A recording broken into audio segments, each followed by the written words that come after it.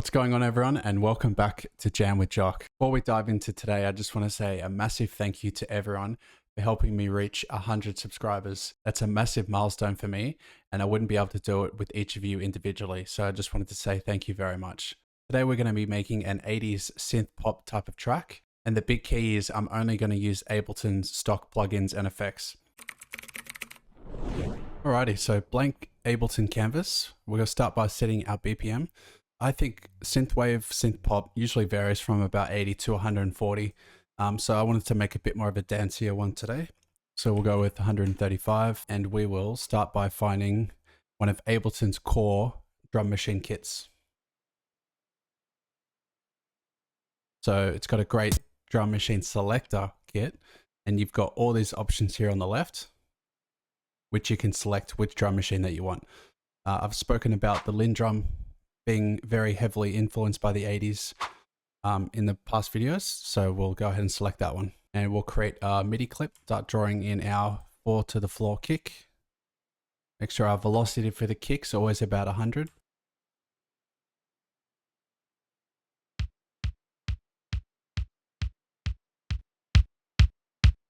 We'll get a snare on the second and the fourth beat of every bar.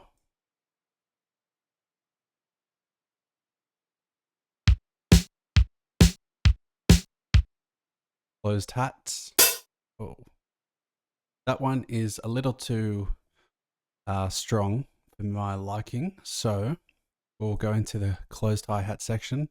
We'll press this little tab here, and then we can adjust the release and the sustain, which is going to make it a bit snappier.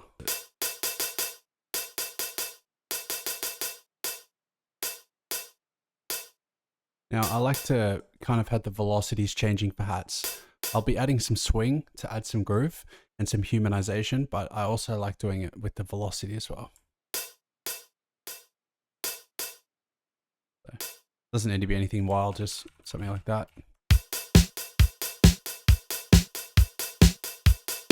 And just like I said, we'll get some groove going, 16ths. Any of the Logic ones are fine. Go for 57, anywhere between 55 and 60 I usually do. And we'll make sure that's applied.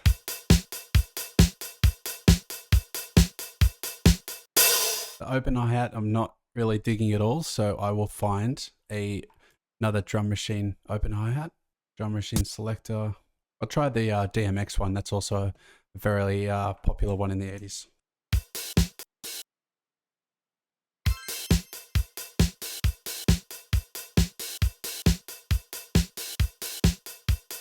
Nice and simple. I'll just get an EQ on. I just want to brighten up the higher frequencies a bit. So just grabbing this high shelf here, and then we're just boosting these by 3 or 4 dB. Take away some of the lows. All right, fairly simple groove just to start off with. The drums don't need to be anything crazy. In these synth pop tracks, they're usually just these drum machines just looping over and over. They do sound quite stale though. We definitely need to throw some effects on the kick and snare, most importantly. So we'll throw some saturation just to warm up some of those low frequencies. Just throw a bit warmer preset on the kick and the snare. It's going to lower the velocity for these hi-hats a bit.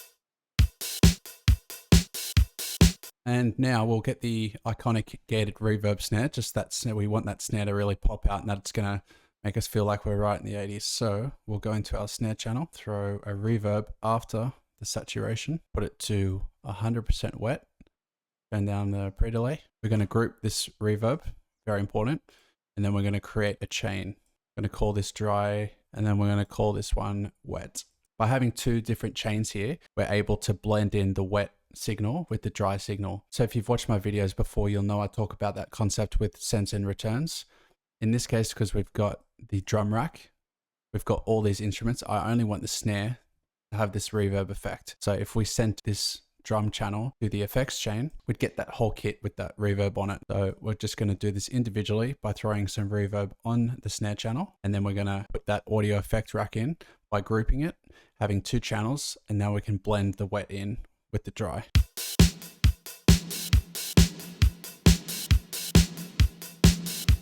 Okay, now we need a gate added after the reverb so we can get that reverb to just stop all of a sudden. So go into your audio effects, gate, So essentially what a gate does is just stops the volume at the level that we set. So you can see if we lower the gate, we're letting more signal pass through.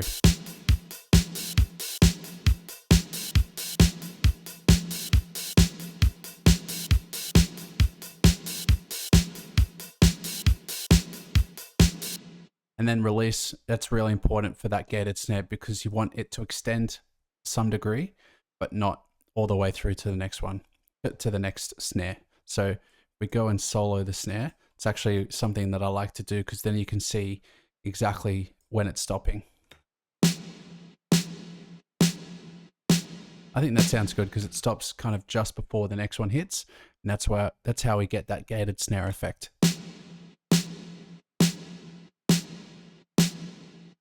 All right, now the drums all together.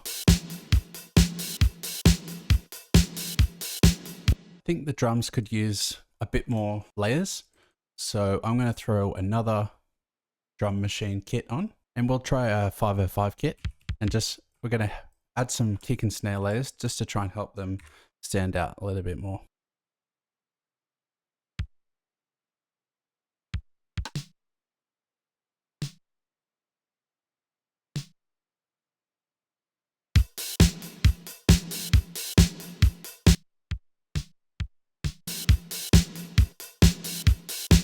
All right, so I've added that layer now. It sounds good. Something I've been doing recently, which I thought would be a cool trick to show you guys, is to just enhance the transients of the kick and snare. So what I'm going to do is I'm going to just solo this kick snare, and I'm just going to put this bit crushing effect on by Ableton. It's called Redux, and I'll just throw on just dirt and grit preset. Resample this by pressing resample record. We'll delete that Redux. We're going to shorten these transients because, like I said, we're just going to be trying to enhance the transients, so we don't want them too tight, too long. So we're going to try and make them quite tight and snappy.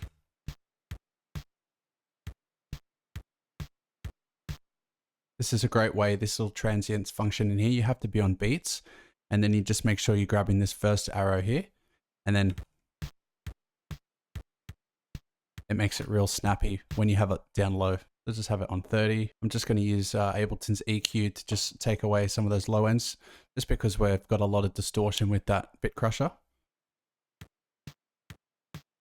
That's what we want.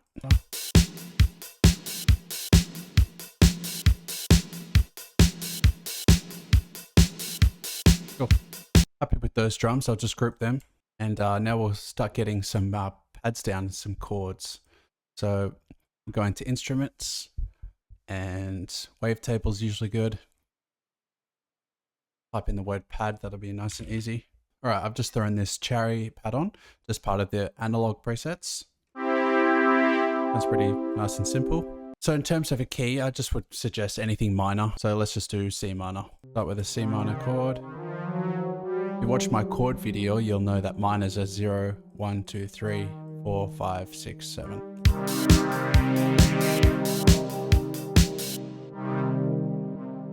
We'll try the first inversion, so just throwing that C up an octave.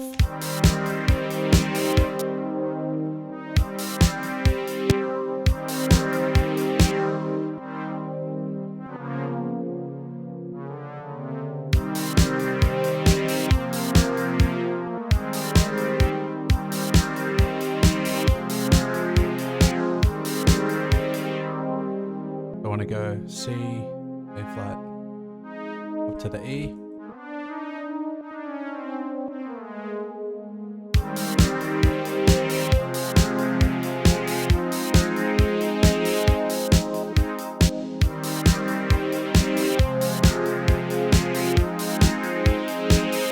Alrighty, 3 simple chords. We'll just throw stock EQ on there. Try and take.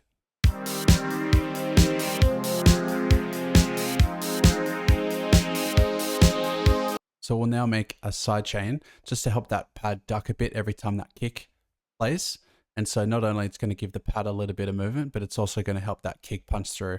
And like I said at the start, this is going to be a bit more of a dancier track. So we want that kick to really be punching through. This is going to be a great thing to show you when you guys have these groups. If I was to sidechain, right now I'd be sidechaining to the group. So we only want the kick and not everything else.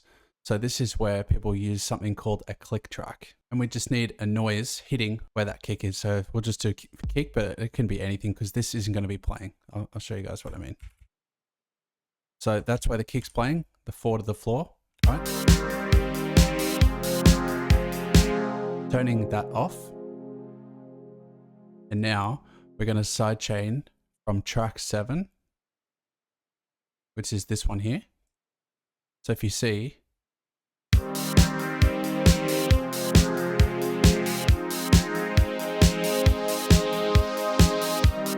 the sidechain is being triggered when this note hits.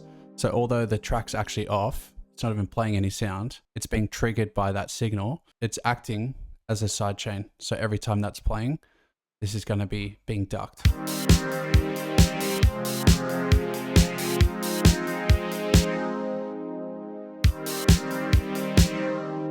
Just going to make the attack nice and short, and same with the release. All right, let's now make our bass. Create a new MIDI track, and we'll find a bass in our instrument presets. Now for synth pop, I usually like to have 2 layers. So I like a more buzzier FM type of bass for the top layer, and then something with a bit more sub frequencies for the bottom. I like this one. I don't like the delay though, so I'm going to turn that down. And I'm just going to grab this MIDI clip of my chords, Command A to highlight them all, and then 0 to deactivate them because I want to see what notes I need to be playing, but I don't want to hear anything. So we're just going to be doing simple 8 notes, following the root note of the chords, down to C, and then up to A.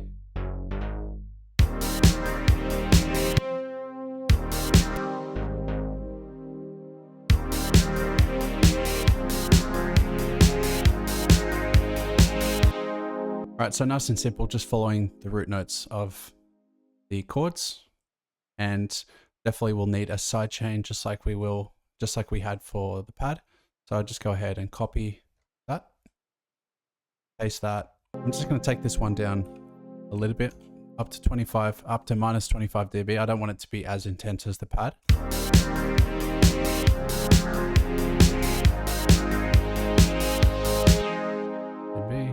And now I'm just going to EQ some of those lower frequencies out because we're going to make room for that sub frequency bass like I talked about.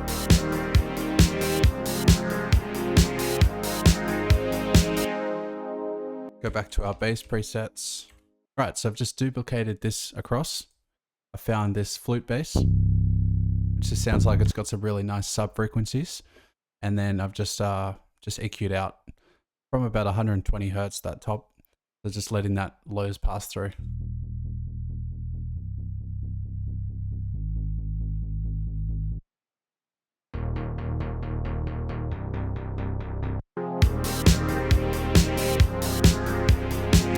Sometimes if you have going up an octave, the second note, see what I mean? Sometimes this is a really nice trick.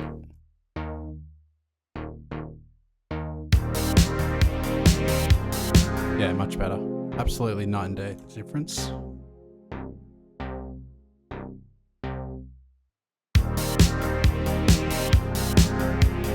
I'll do the same for this sub bass and see how that sounds.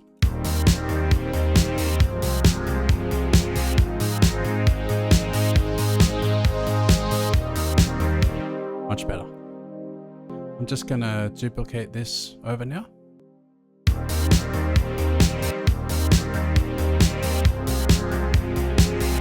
Right, so we'll get some kind of a melody going now, and definitely want to try and go for some more FM type of sounds. So if we go into instruments, FM. That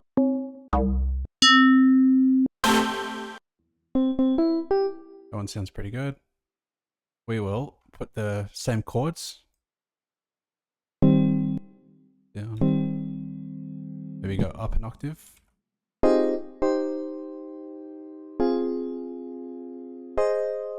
Sounds pretty cool.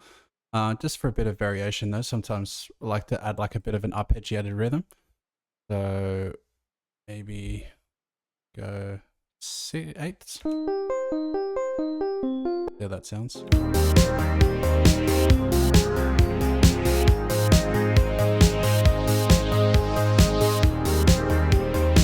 Just going to pan this one to the left just so it's not getting in the way of that pattern and the bass.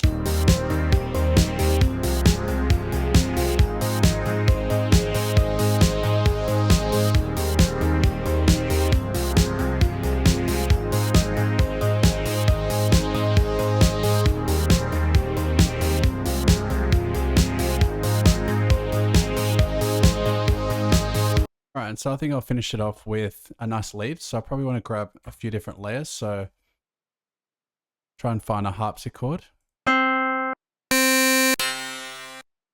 And just another 80s style lead. All right, so I've got 2 layers here, the FM harpsichord and the FM glide lead. Phaser flanger on it. Help that stereo width and a bit of movement. Throw the overdrive preset on. And now a bit of reverb. Throw this one before all of this.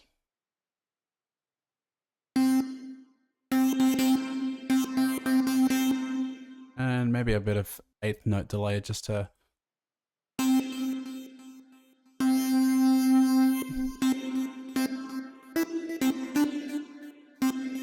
whenever I'm trying to create a lead, I usually like to grab those chords. Just like the same concept with the bass, it just helps kind of know where you should play and so you can follow the chords. And we'll do the same thing, Command A and then O, so we can deactivate them. And we'll just try and make a lead.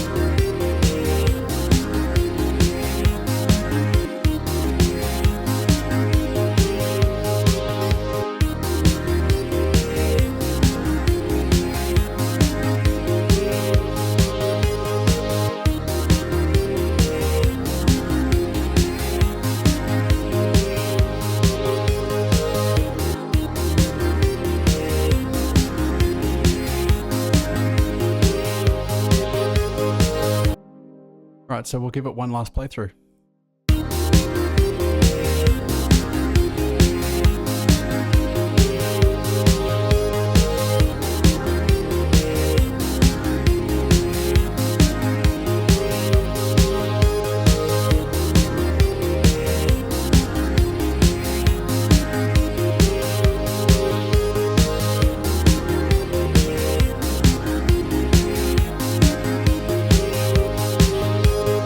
So that tells you all you need to know about the power of Ableton's instruments and effects.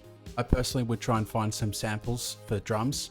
I feel like the Ableton drum kit did lack a little bit, but the instruments themselves, the pads, the leads and stuff, along with that distortion and overdrive we added, is definitely more than enough to create great tracks with. So if you're relatively new to the production world and you're thinking about investing in some plugins, I think definitely try and get to know the Ableton ones a little bit first. And hopefully by watching this video, you could see what to use and when to use them. If you had any questions about specific Ableton effects or ones that I used in today's video, then please don't be shy and drop them down below because I'd be happy to get back to you. If you learned something in this video, it'd be much appreciated if you could hit that like and subscribe button.